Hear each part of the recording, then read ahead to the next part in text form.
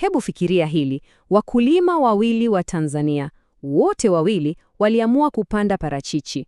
Mmoja sasa hivi anaingiza faida safi ya shilingi milioni 90 kila mwaka.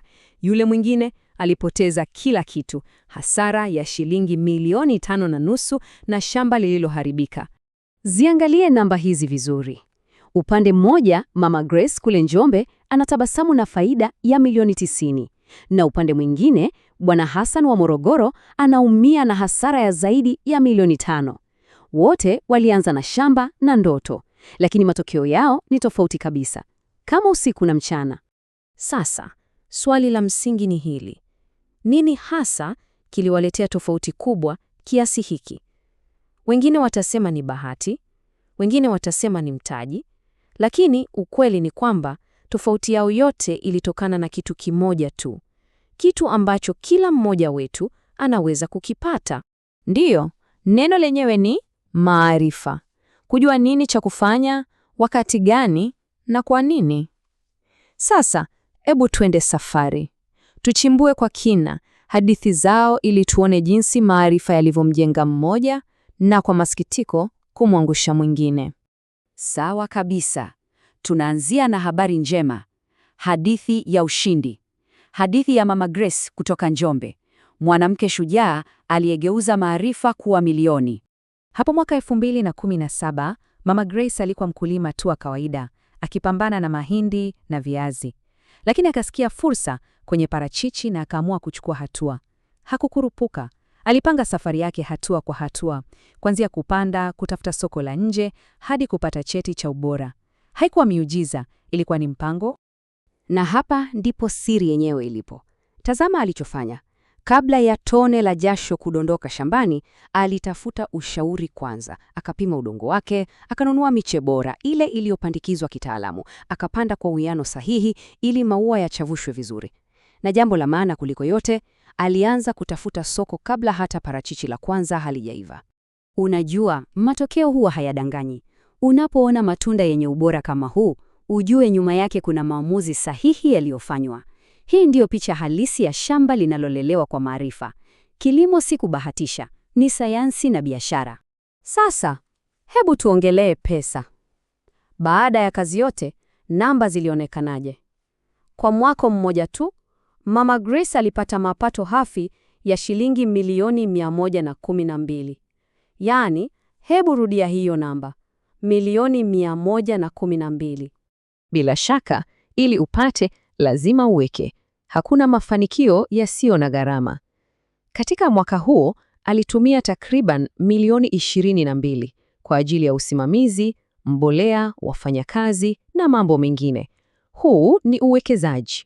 Na sasa, namba ambayo sote tumekuwa tukiisubiri.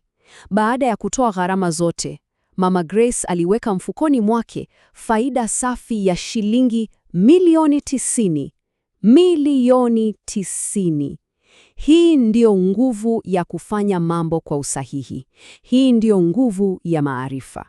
Okay, sasa tushushe pumzi kidogo, tuache sherehe za Njombe na tusafiri hadi Morogoro. Tukaangalia upande wa pili wa sarafu.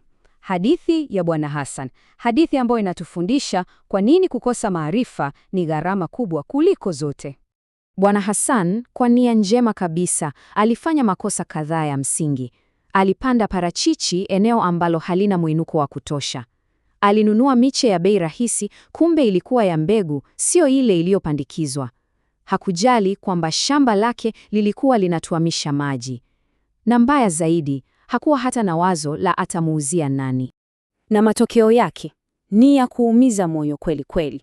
Baada ya miaka 5 ya kusubiri na kuweka matumaini, ugonjwa hatari wa kuoza mizizi ulivamia shamba lake na kuharibu karibu kila mti. Miaka 5 ya kazi na ndoto, yote ikapotea hewani. Hebu fikiria maumivu. Katika hiyo miaka 5, Bwana Hassan alikuwa ameshazama jumla ya shilingi milioni 8. Pesa aliyoichuma kwa jasho, labda akiba yake yote ikipotea taratibu bila yeye kujua. Katika kipindi chote hicho, mauzo yake yalikuwa ni shilingi milioni 2.5 tu. Hiyo haikurudisha hata theluthi ya pesa aliyowekeza. Yaani, alikuwa anafanya kazi ya hasara. Mwisho wa siku, hesabu yake ilikuwa chungu.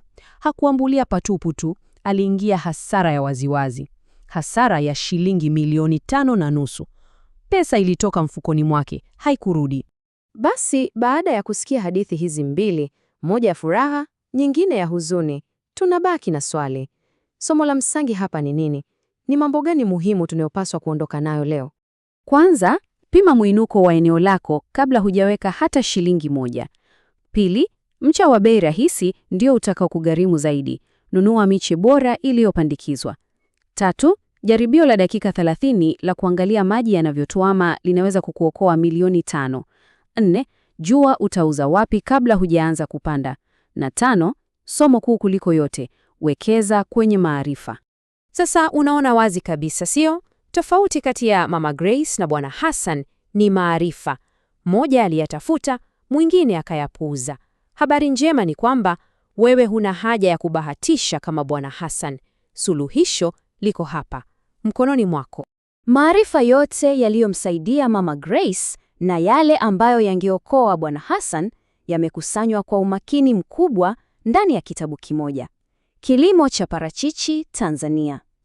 Kimeandikwa na mtaalamu wa miaka 13, Daudi Mwakalinga, ili kukuongoza hatua kwa hatua kwenye njia ya mafanikio. Sasa, sikiliza kwa makini. Thamani halisi ya maarifa haya yote ni shilingi 500,000.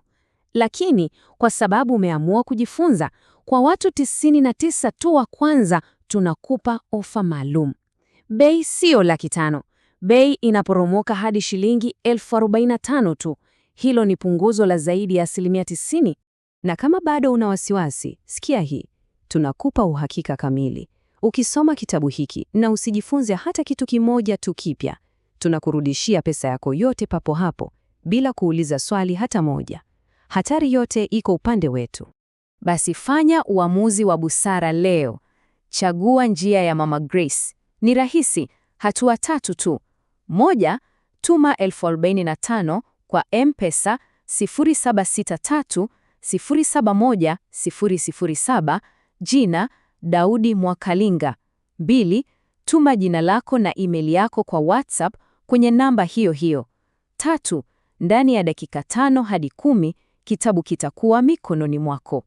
Kumbuka, ofa hii ni kwa watu 99 tu. Wakishajaa, bei inarudi kuwa 500,000.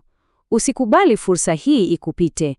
Chukua simu yako sasa hivi, tuma pesa, kisha tuma ujumbe WhatsApp kwa 0763 07 107 au tembelea www.kilimo.net/books.